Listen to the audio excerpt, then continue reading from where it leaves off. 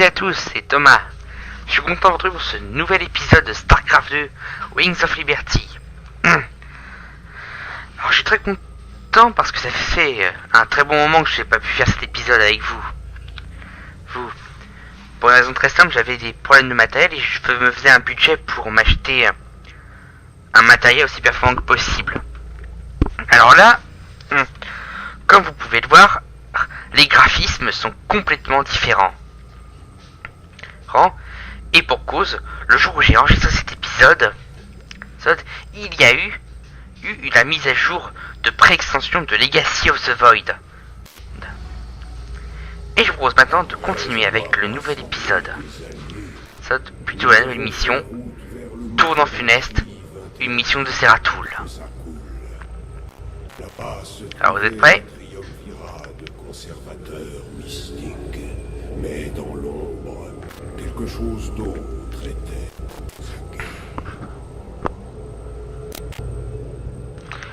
Et oui, Tournant Funeste est la nouvelle mission de Zeratul, la seconde, sur la planète Zakul.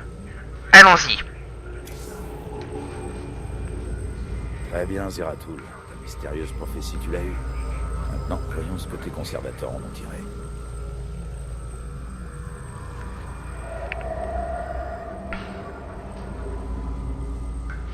Ma quête pour transcrire la prophétie m'a mené au monde archive interdit de Zakul.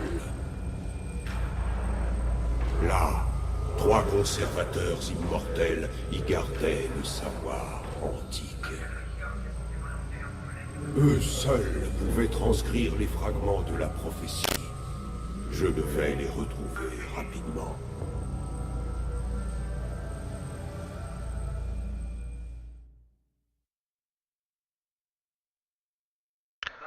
Bon, ça va, ça s'annoncer très facile.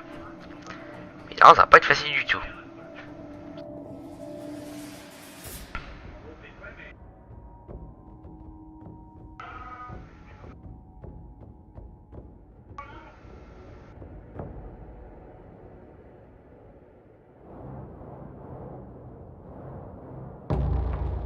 Allez, c'est parti.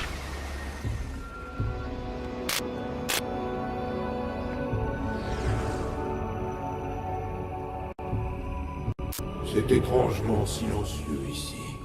Cependant, ces bâtiments sont intacts. Avec un apport d'énergie, ils devraient fonctionner. Et voilà. Comme vous en rendez compte, dans cette mission de Zeratul, c'est la première mission parmi les 4, ou plutôt les 3 de Wings of Liberty, où on peut avoir une base Protoss. Alors, un truc qu'on peut noter tout de suite avec les sondes Protoss, c'est que dès qu'elles construisent un bâtiment, plutôt qu'elles se transfèrent d'un bâtiment, on peut immédiatement ordonner à la sonde de transférer un autre bâtiment. Comme ça, le ou les bâtiments dont le transfert a été lancé, se transfèrent et se construisent eux-mêmes, même sans qu'il y ait besoin d'intervention d'une sonde en permanence sur le site de construction. Alors, les deux bâtiments que je vais construire en premier, les pylônes, c'est l'équivalent Protoss des dominants Zéac et des bâtiments et des... Ah oui, ça y est, excusez-moi, ça fait un temps que j'ai pas fait la vidéo, alors je suis un peu perdu. Alors comme je voulais vous le dire, les pylônes Protoss sont l'équivalent Protoss des dominants Zéac et des dépôts de ravitaillement Terran. Non.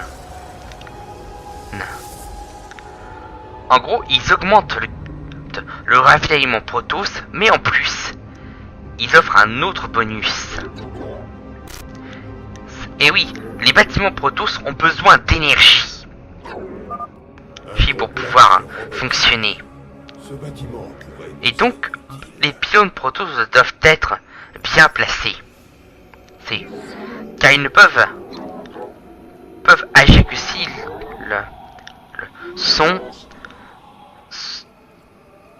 car les pylônes n'agissent que sur les bâtiments qui sont dans leur rayon d'action. En gros, par exemple, ce bâtiment que vous voyez là, le portail de transfert, ou ce complexe robotique que vous voyez là. Il faut que je construise un pylône à proximité. Autrement, ça ne marchera pas. En fait, quand on construit un pylône, vous voyez apparaître le rayon d'action du pylône. Si vous en placez beaucoup sur l'étendue de votre base, vous pourrez construire des bâtiments n'importe où dans les espaces libres. Ce qui veut dire que même si un pylône est détruit, tant qu'il en reste au moins un assez près, le bâtiment concerné fonctionnera toujours. Alors, pour cette mission, même stratégique d'habitude, Pour servir. Mes remerciements. vous commencez par développer votre économie. Entraînez autant de sondes que possible. Mettez-en 3 sur chaque geyser de Vespen, et mettez-en au moins 1, puis 2 ou 3 sur les différents champs de minerais. Pour avoir une économie plutôt efficace. Maintenant, cette unité que je viens d'obtenir, c'est le marcheur, c'est l'immortel. D'après vidéo de haute présentation des unités Protoss, où on entend la voix de Jim Raynor, ces trucs-là sont hyper solides. Même un char de siège peut pas facilement les détruire. En d'autres termes, plus l'arme est puissante, plus le char de siège, plutôt l'immortel, reprend les coups facilement. Ah oui, voilà, cette unité-là, c'est le Templier Noir. Ils sont comme Zeratul, mais ils sont moins forts. Ils sont tout aussi efficaces, mais moins forts. Nous sommes à vos ordres. Et oui, un peu comme les Zergs, les Protoss... Attendez une minute. Que vous cherchez servent désormais un plus grand pouvoir. Maître Noir. Ouais, j'aime pas ça du tout. Eh ben, c'est simple. Ce que je voulais dire avant de m'interrompre, c'est que comme les Zergs, les Protoss construisent des bâtiments qui transfèrent leurs unités des militaires, mais il faut construire d'autres bâtiments. Et oui, un peu comme pour les Zergs et les Terrans, il faut construire parfois des bâtiments complémentaires qui dans le cas des Terrans, fournissent la technologie nécessaire pour construire, fournir les pièces qui permettront de construire l'unité en question. En gros, par exemple, le sanctuaire noir des Protoss permet au portail de Protoss de transférer des Templiers noirs. À l'origine, un portail Protoss ne peut tout bonnement que transférer les trackers et les soldats d'un Protoss appelés Zélotes. Autrement, il faut des bâtiments complémentaires pour former d'autres unités au portail. Voilà, attendez, c'est quoi ça? Ouh, j'aime pas ça. Oh non, c'est pas possible. Pas ça, non. Pas les hybrides. Oh, déjà dans Starcraft et Starcraft Brood War. En fait, Starcraft Brood War, j'ai cru moi qu'il y en avait un. En fait, ces bestioles-là. Mais celui-là, il a l'air moche, mais moche. À quoi il joue là? Oh là, il est moche l'hybride. Et oui, maintenant parlons de l'objectif principal de cette mission. Pour réussir cette mission et détruire l'hybride, il faut détruire les prisons des 3 conservateurs. Mais là actuellement, je n'ai pas suffisamment de troupes pour à la fois protéger ma base et attaquer l'hybride. Mais en fait, dans cette mission, je passe surtout mon temps à traverser les lignes des Protoss corrompus pour aller m'occuper de l'hybride. Et il me faut environ au moins entre 10 et 16 voire 17 unités pour forcer le passage.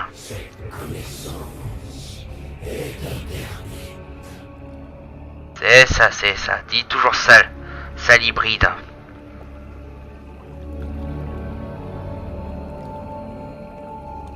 Là, dans cette mission, les immortels vont avoir un bon rôle.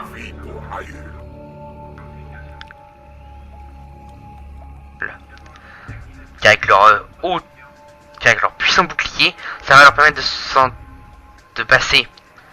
C'est aussi indemne que possible dans le feu ennemi.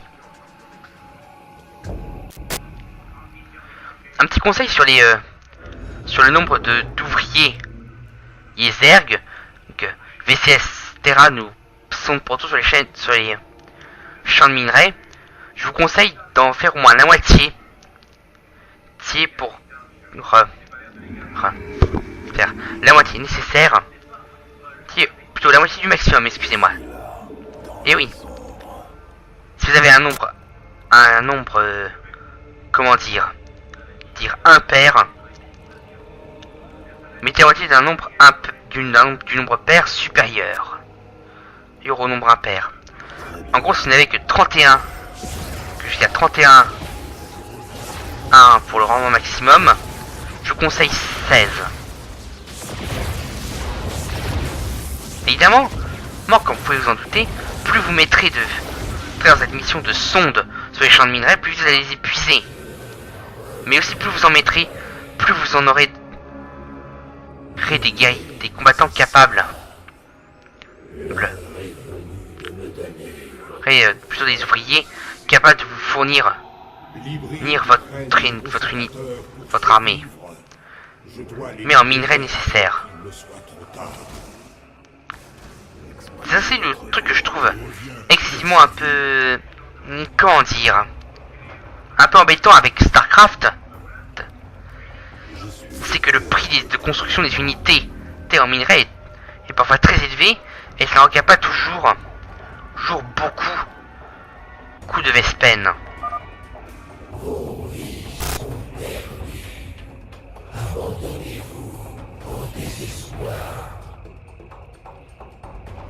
Pour le talion, il en sera fait. Là, ce que vous voyez, c'est une base Protoss. Tous des Protoss corrompus. Je vous conseille d'aller pour atteindre le 3e bâtiment. Mon Protoss. Tous abandonnés. L'archive des Templiers. Elle fait pareil pour le sanctuaire noir. Elle vous permet de former un nouveau type de Templier. Mais pas les Templiers noirs. Les hauts Templiers. Mais très personnellement, j'ai jamais vraiment aimé les hauts Templiers.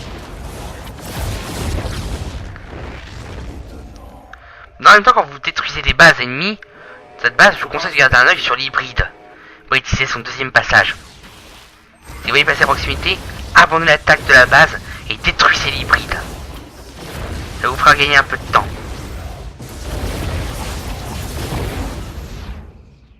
Très bien. Oui, ça vous fera gagner du temps.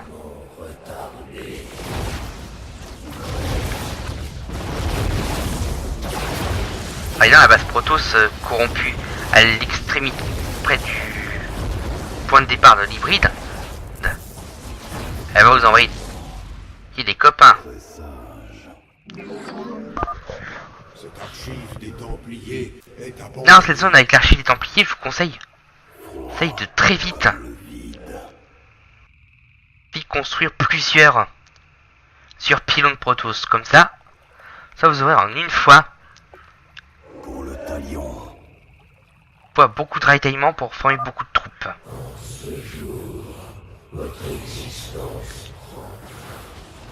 Là, ce que je fais maintenant, c'est que je vais surtout tout former, mais autant d'immortels, de trackers, de zélotes et de templiers noirs que possible. Et avec l'option spéciale qui permet de sélectionner en une seule fois toutes les unités militaires présentes. Vous pouvez, si vous faites un clic droit près du pont, ils vont passer par l'autre côté. Alors, autant leur nettoyer un peu le chemin. Ouais. Ça peut aller. En fait, c'est compliqué cette mission, mais si on la regarde de près, elle peut paraître simple. Mais faut jamais céder à l'excès de confiance, car c'est là qu'on peut faire des erreurs.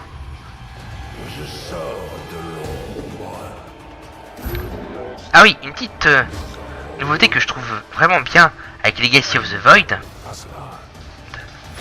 c'est que vous avez fait dans le coin supérieur droit de la mini-carte, vous avez un chronomètre. Il est très utile, ce chronomètre. Parce que comme ça, dans les missions, vous devez les faire en un temps record, en un temps limite plutôt en mode par exemple difficile, comme par exemple le haut fait hors d'haleine, où il faut accomplir la mission hors la loi en moins de 10 minutes, ce chronomètre peut maintenant être utile. Et vous dit combien de temps vous avez encore avant de paumer le haut fait. Et croyez-moi, c'est pas facile. Pourquoi je dis ça? Parce que je l'ai fait. Et j'ai mis au moins 4 ou 5 tentatives de la mission à y arriver. Allez. J'ai assez de troupes pour attaquer. Qu'est la base. Alors qu'on a tout jeu de stratégie qui se respecte, le conseil que je vous donne, c'est de détruire les unités ennemies, mais ensuite de détruire les bâtiments qui les forment. Comme ça, vous avez moins d'emmerdes.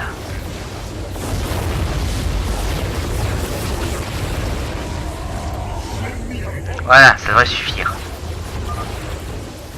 Là, le gros problème de l'hybride, c'est que quand vous détruisez une prison de conservateur, il peut pas continuer son absorption. Du coup, ça m'embête un petit peu. En faisant pour le détruire. Voilà. Et voilà.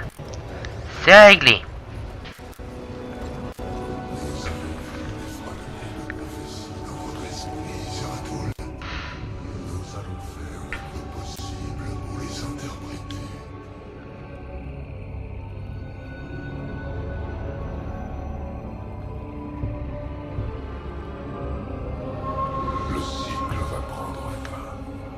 Après avoir forgé les étoiles, les Xel'Naga vont transcender leur création.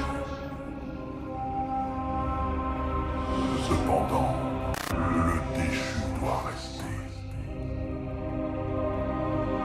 Destiné à remplir le vide d'ombre. Au commencement vient le grand dévoreur. Et à la fin, l'obscurité totale.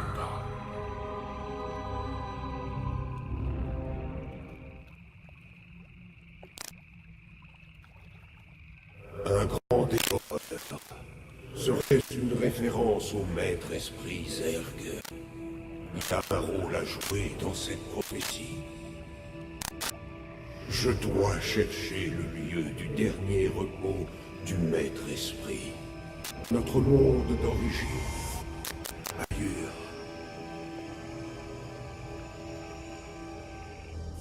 Et voilà, mission terminée en un peu plus de 13 minutes. Pas trop mal.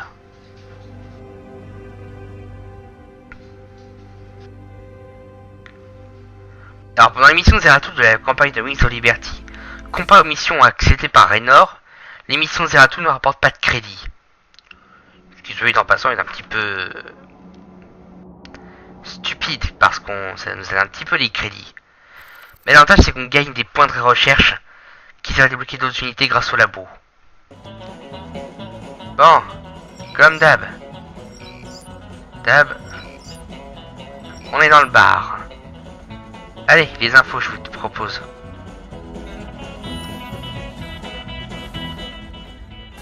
Les Level 800 et Little Shifted reviennent avec un tout nouvel album, I Kiss a Zerg, du rock à l'état pur qui va faire crier toute la galaxie. Déchaînez-vous sur les tubes câbles. Je suis Murloc, puissance de la Horde, au sombrero de la Hue, le parking des anges de l'enfer, porte-nef particulier, quelque chose de Tartonis, anti-re social, Hôtel Marsara, actuellement tourné dans votre galaxie. Ah, je crois que que les élites Chieftain c'était d'en haut qu'on les voyait. Vous avez l'air inquiet. Vous êtes retourné voir ce que le Protoss voulait vous montrer. Les souvenirs brillent autour de vous. J'ai vu un hybride, un machin vraiment malsain. Il essayait de corrompre les conservateurs Protoss. Qui a pu l'envoyer là-bas? Qui peut bien contrôler un truc pareil? Ceux qui l'ont fabriqué, bien sûr. C'était seulement le premier d'une longue série. Mauvais présage, man. Ils seront bientôt innombrables. Et ce qu'ils annoncent fera pleurer les étoiles. Comment pouvez-vous savoir tout ça?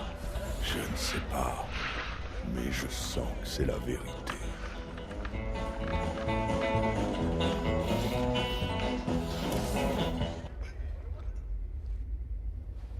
Alors comme d'hab, il y a toujours du... Pas de neuf, cowboy. Ah ouais, Super forme, c'est là les graphismes ils sont meilleurs. dire encore moins que d'habitude. J'ai juste pas mal de trucs sur le feu en ce moment. Mais là, pas la peine de s'arrêter, Qu'est-ce que c'est? de trop s'arrêter dans la mairie. Mais on peut pas dépenser de crédit. De lever le pied de temps en temps. Dit qu'on n'a pas gagné pour ensuite Oui, maman. ensuite acheter des améliorations pour les troupes. Maintenant, on va voir ce que Matt Turner dépense de tes événements pendant la mission avec Zeratul. Heureux de vous retrouver, commandant. Qu'avez-vous découvert avec le cristal cette fois? Ça se voit tant que ça. Zeratul a apporté les fragments de la prophétie dans un temple, une bibliothèque. Un peu les deux, je suppose.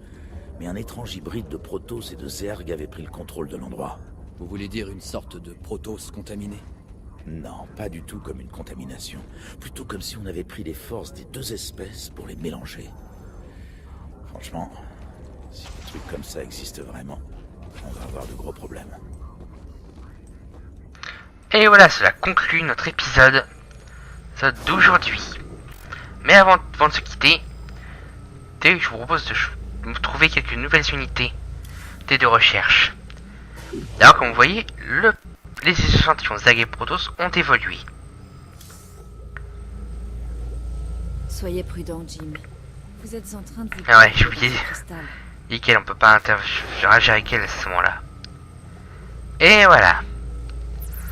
Alors, nouvelle technologie Protoss, je vous conseille la raffinerie automatisée. Et pour les Zerg, le prédateur. C'est souvent ce que je choisis moi. Et voilà, ça conclut notre épisode d'aujourd'hui.